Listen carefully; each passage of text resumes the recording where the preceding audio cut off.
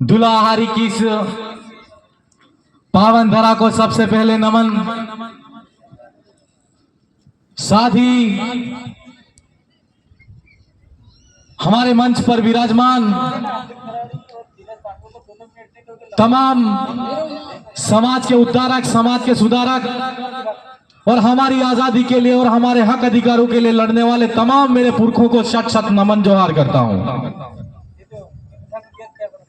आज के मौके पर यहां पर चिंतन शिविर के माध्यम से जो कार्यक्रम आयोजित किया जा रहा है, उस कार्यक्रम में बांसवाड़ा, डूंगरपुर और यहां के क्षेत्र के स्थानीय खेरवाड़ा के तमाम वडील युवा साथियों और मेरी मातृशक्ति, मेरी बहनों, आप सबको मेरी ओर से, मेरी विधानसभा की जनता की तरफ से बहुत बहुत क्रांतिकारी जोहार। वक्तागण आए, अपनी अपनी बात रखी, आप सब सुन रहे हो। लेकिन कुछ समय पहले की जो बात होती थी, तो राजनीतिक पार्टियों ने, चाहे वो जितनी भी आई हो गई हो, और उनसे लड़कर हमारे नेता जो बनते थे, उन लोगों ने हमारे समाज के अंतिम सिरे तक जो बैठने वाला भाई है, उस भाई को और उस बहन को और उस युवा साथी को अपने हक अधिकार के बारे में नहीं बताया। अभी हम देखते आ रहे हैं कि कुछ समय से जिस तरीके से यहां पर जो मध्य प्रदेश, गुजरात और राजस्थान के अंदर ही नहीं, पूरे भारत देश के अंदर आदिवासी युवा हो, चाहे वो वडील हो, चाहे मेरी मातृशक्ति हो या बहन हो, उन सब के अंदर जो क्रांतिकारी भावना आई है, वो भावना वाकई में देखी जाए तो अच्छे अच्छे जो बरगद के पेड़ जो राजनीतिक रूप में स्थापित थे, उन बड़ों के पेड़ को उखाड़ के फेंक दिया। यह ताकत आदिवासी परिवार की ताकत है। आप सब यहां पर विराजमान हो, यहां पर पुरखों की लड़ाई की बात करें तो आज के मौके पर मैं जिस विधानसभा क्षेत्र से आता हूं, उस विधानसभा के अंदर मानगढ़ डैम है, और इस मानगढ़ डैम का इतिहास जिस तरीके से हमारे द्वारा जो हमारी समाज की सर्टिफिकेट लगाकर जो नेता बन रहे हैं, उन नेताओं ने हमारे जो 1507 आदिवासी 1913 के अंदर मानगढ़ की पहाड़ी पर जो शहीद हुए थे, उनको जो अपमानित करने का काम किया है, उस अपमान का बदला आदिवासी समाज कभी नहीं भूलेगा। यह मैं कहना चाहता हूं इस मंच के माध्यम से उनको। पहले चलाते थे, चल गया, लेकिन अब नहीं चलेगा। मानगढ़ की पहाड़ी पर जिस समय गोविंद गिरी महाराज के नेतृत्व में हमारे जो आदिवासी भाई थे, वो इकट्ठा होकर आदिवासियों के लिए स्वराज्य की मांग कर रहे थे, तो अंग्रेजी हुकूमत ने वहां पर चढ़ाई करके अंग्रेजों ने गोली मारी थी। तो हम जो मन्नालाल जी रावत सांसद हैं, उन्होंने परसों एक स्टेटमेंट दिया कि एनसीईआरटी की पुस्तक के अंदर जो आदिवासी समाज का जो इतिहास लिखा जा रहा है, उसमें परिवर्तन होना चाहिए। मैं आज समाज की जादव और चिंतन शिविर के माध्यम से उनको कहना चाहता हूं, और सोशल मीडिया, व्हाट्सएप के माध्यम से या मीडिया के जो साथी हैं, वो यहां पर छापे कि उन्होंने जो स्टेटमेंट दिया है वो पाठ्यक्रम बदलने की बात करते हैं, और आदिवासी समाज ने अगर ठान लिया तो निश्चित तौर पर पाठ्यक्रम की बात छोड़ो, आपका इतिहास मिट जाएगा। यह मैं कहना चाहता हूं। हमारे इतिहास को मिटाने की हिम्मत किसी में नहीं है। जो हत्याकांड 1913 में हुआ और 1992 के अंदर हमारे क्षेत्र के एक पीएचडी होल्डर साथी थे, उन्होंने पीएचडी के माध्यम से यहाँ पर उन्होंने जो आदिवासियों का इतिहास, मानगढ़ का इतिहास उन्होंने लिखा, तब जाके यहाँ के लोगों को और पूरे देश के लोगों को पता चला कि जलियांवाला बाग हत्याकांड से पहले भी नरसंहार इससे भी बड़ा हुआ था, वो मानगढ़ की पहाड़ी पर हुआ था। यह कोई छोटी बात नहीं है। और आज कोई अगर राजस्थान की विधानसभा में जाकर या कोई हमारे राजकुमार जी रोज जो संसद में जाकर हमारे आदिवासियों के इतिहास के बारे में लिखने के लिए एनसीईआरटी को कहते हैं या लेटर लिखते हैं, तो एक हमारे ही भाई को जो हमारे समाज का होते हुए आदिवासियों के इतिहास को मिटाने के लिए लेटर लिखते हैं, तो बड़ी शर्मनाक बात इससे कोई नहीं हो सकती। हम ये कहना चाहते हैं, आप इतने संवैधानिक पद पर बैठे, पूर्व में प्रशासनिक पद पर बैठे,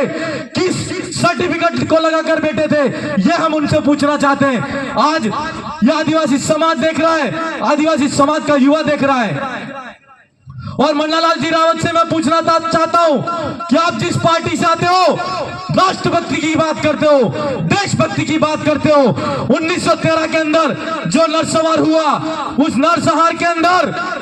हम पूछना चाहते हैं उस देशभक्ति पार्टी से, और आपसे भी पूछना चाहते हैं कि डूंगरपुर का राजा कौन था, बांसवाड़ा का राजा कौन था, और संतरामपुर का राजा कौन था, यह हम आपसे पूछना चाहते हैं। जब हत्याकांड हुआ तो वहां पर जो फौज लगी थी वो मेवाड़ भीलकोर, उस मेवाड़ भीलकोर की स्थापना किसने की थी? राजपूत रेजिमेंट जो बना था, वो राजपूत रेजिमेंट कौन था, ये पूछना चाहते हैं। और आज जिस देशभक्ति की आप बात करते हो, और आदिवासियों तो जिस आप देशभक्ति की बात करते हो, उन आदिवासी तो उस देशभक्ति से पहले भी लड़ाई लड़ने वाला आदिवासी समाज है। और आज हम हमारे समाज का जो इतिहास लिखा जा रहा है और हमको देशभक्ति का पाठ पढ़ा रहे हो आप, सोचने वाली बात है मेरे भाइयों। आज जिस तरीके से नागपुर से सेंटर चलता है और उस सेंटर से उस पाठशाला से वो पढ़कर निकले हैं, तो वो उनके ही पाठ्यक्रम की बात करेंगे, चाहे वो विधानसभा की बात हो, चाहे लोकसभा की बात हो। जो उस पार्टी से आता है वो मात्र आरएसएस की जो विचारधारा की बात करता है, वो आदिवासी समाज की विचारधारा की बात नहीं करता है। आज हम इस मौके पर कहना चाहते हैं कि आज हमारे इतिहास के बारे में अगर छेड़छाड़ी करने की बात करते हैं, तो राजस्थान की सरकार को भी कहना चाहते हैं कि राजस्थान की विधानसभा जब चले तो आदिवासियों का जो इतिहास लिखा जा रहा है उसको एक अक्षर को भी मिटा के देख लेना, हम संसद के अंदर क्या करते हैं और विधानसभा के अंदर क्या करते हैं, आपको पता चल जाएगा। आप सब तमाम साथी बैठे, इस मौके पर मैं जागरूकता के माध्यम से एक बात और कहना चाहता हूं कि इस दुलाहारी की पावन धरा के अंदर ये ऊंचे ऊंचे जो पहाड़ दिख रहे हैं, ये जो हसीन वादियां दिख रही हैं, उन हसीन वादियों को आप देख रहे हो, वहां पर रहने वाला जो आदिवासी समाज है वो युगों युगों से रहने वाला समाज है। यह इतिहास कहता आया है। आज के इस मौके पर आप सबसे मेरा कहना है कि जिस तरीके से फॉरेस्ट एक्ट के नाम से सरकार आदिवासियों की जमीन पे कब्जा करना चाहती है, तो उस फॉरेस्ट एक्ट के अंदर एक प्रावधान दिया हुआ है। 2006 के अंदर वन संरक्षण अधिनियम और वनाधिकार अधिनियम जो बनाया, उसके अंदर संशोधन बिल आया, और उस बिल के अंदर यह आया कि जहां जहां पर आदिवासी इलाका है, उस आदिवासी इलाके के अंदर वनाधिकार अधिनियम की धारा 4 के अंदर जो आदिवासी भाई रहता है, उस आदिवासी भाई को जहां पर फॉरेस्ट लैंड के नाम से अगर सरकार ने जमीन अधिकृत कर रखी है, उस जमीन के अंदर पट्टा आवेदन करने का अधिकार आदिवासियों को है। मैं आज सब तमाम साथियों से कहना चाहता हूं कि इस क्षेत्र के अंदर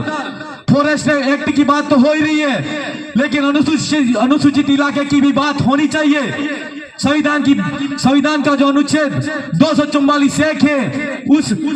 अनुच्छेद के अंदर पैसा एक्ट लागू है, और पैसा एक्ट के माध्यम से एक प्रावधान लागू है जिसको हम कहते हैं ग्राम सभा। और मैं आपको इस माध्यम से यह कहना चाहता हूं कि गांव-गांव के अंदर आज तक आपने अगर उस पावर को नहीं समझा है, या आपके जो सरपंच है या प्रधान है उसने भी अपनी ताकत को नहीं समझा है, तो आप ग्राम सभा के माध्यम से ऐसा प्रस्ताव पास कराओ, ऐसा प्रस्ताव बनाओ कि एफआरसी की जो रिपोर्ट होती है, जो कमेटी होती है, वो जो आपकी जो संबंधित उपखंड स्तरीय की जो कमेटी होती है उसको प्रस्ताव देगी, और उस प्रस्ताव के माध्यम से जो ये हसीन वादियां और जो पहाड़ दिख रहे हैं वो आदिवासियों के पहाड़ हैं, जो फॉरेस्ट एक्ट के नाम से जमीन जो सरकार अधिग्रहित करना चाहती है, ग्राम सभा का गठन करके उस पर कब्जा करने की तैयारी शुरू करो, ये मैं आपसे कहना चाहता हूं। क्योंकि हमारे अधिकारों के बारे में कोई कानून का ज्ञाता कहने नहीं आएगा, कोई बोलने नहीं आएगा। जो अधिकार अगर संविधान हमको देता है, उन अधिकारों की जानकारी के लिए संविधान को पढ़ो, और संविधान को नहीं पढ़ सकते तो विशेषज्ञों से राय लेके उसके बारे में हमको लड़ना चाहिए, ऐसा मेरा आपसे कहना है। आज के मौके पर आपको मेरा कहना है कि यहाँ पर शिक्षा स्वास्थ्य की बात भी होनी चाहिए, और इस क्षेत्र के अंदर 244 की मूल भावना के अनुरूप यहाँ पर 100% इलाका आदिवासियों का होना चाहिए। ऐसा मैं नहीं, सुप्रीम कोर्ट कह रहा है। तो इस इलाके के अंदर जो अधिसूचना 2013 के अंदर और 2016 के अंदर आज जो आई थी, उस अधिसूचना के अंदर 45% जो आरक्षण एसटी को है और 5% आरक्षण एससी को है, और 50% आरक्षण अनारक्षित के नाम से दिया जा रहा है। और उसके अंदर 50% जो आरक्षण दिया जा रहा है, उस आरक्षण के अंदर आज की तारीख में हमारे जो युवा बेरोजगार भाई हैं, वो भाई बेरोजगारी की होड़ के अंदर आगे बढ़ रहे हैं, लेकिन उस आरक्षण के बारे में कोई सोच नहीं रहा है। मैं युवा साथियों से कहना चाहता हूं कि क्षेत्र के अंदर हमारे साथ में भी वहां पर 2 एमएलए और बैठे हैं और एक सांसद हैं। आपकी मांग है, उस मांग को बुलंद करने का काम करो, और राजस्थान की जो सरकार है और दिल्ली की सरकार है उसको हिला दो, ये मैं आपसे कहना चाहता हूं। क्यों? जब तक अगर इनके बारे में नहीं लड़ेंगे तो निश्चित तौर पर हम अंधेरे में रहेंगे। हम आज बातें सब कुछ हो रही है, और मुझे ऐसा नहीं लगता मध्य प्रदेश, गुजरात और राजस्थान के अंदर और पूरे देश के अंदर जहां जहां विचारधारा की बात आती है, जागरूकता की बात आती है, निश्चित तौर पर ऐसा लगता है कि इस क्षेत्र के अंदर और देश के अंदर जागरूकता आ चुकी है और आ गई है। लेकिन इस मौके पर एक बात और कहनी थी, जो यूडीए का कानून है, उस कानून का भी आपको पूरी जानकारी के साथ में विरोध प्रदर्शन करना चाहिए। सरकार कोई भी कानून बनाए उसकी जानकारी रखो। मैं इस मौके पर आपके साथ में एक बात और कहनी है मुझे, कि अगर इस क्षेत्र के अंदर चाहे वो जल जंगल जमीन का मामला हो, चाहे हमारे साथ में अत्याचार शोषण का मामला हो, चाहे वो आरक्षण का मामला हो, चाहे यूडीए जो कानून बनाया है उस कानून का मामला हो, आप अगर क्षेत्र के अंदर सड़क पे लड़ोगे तो सड़क पे लड़ने के लिए हम आपके साथ में कंधे से कंधा मिला कर आएंगे, ऐसा मैं आपसे कहना चाहता हूं। मेरे भाइयों, कहने को बहुत सारी बातें हैं, समय कम है और बहुत सारे और वक्ता हैं। मैं निश्चित तौर पर इस जो क्रांति के जो अग्रदूत हैं, उन अग्रदूतों को भी फिर से प्रणाम करता हूं, नमन जोहार करता हूं। और आप सबने ये जो विचारधारा जिस तरीके से इस क्षेत्र के अंदर जो बढ़ाई है, और निश्चित तौर पर आने वाले समय के अंदर ऐसा तूफान आएगा कि इस क्षेत्र के अंदर एक तरफा जो गोविंद गुरु महाराज का जो सपना था, और जो आज की तारीख में हम जो सब पंचायती राज एक्सटेंशन एक्ट के अंदर स्वायत्तता की बात करते हैं और हमारे बिल राज की बात करते हैं, वो कायम होकर ही रहेगा। इन्हीं शब्दों के साथ में मेरी वाणी को यहीं विराम देता हूं। आप सबकी जय जय जोहार, जय भील प्रदेश, जय संविधान, जय जोहार। धन्यवाद विधायक महोदय।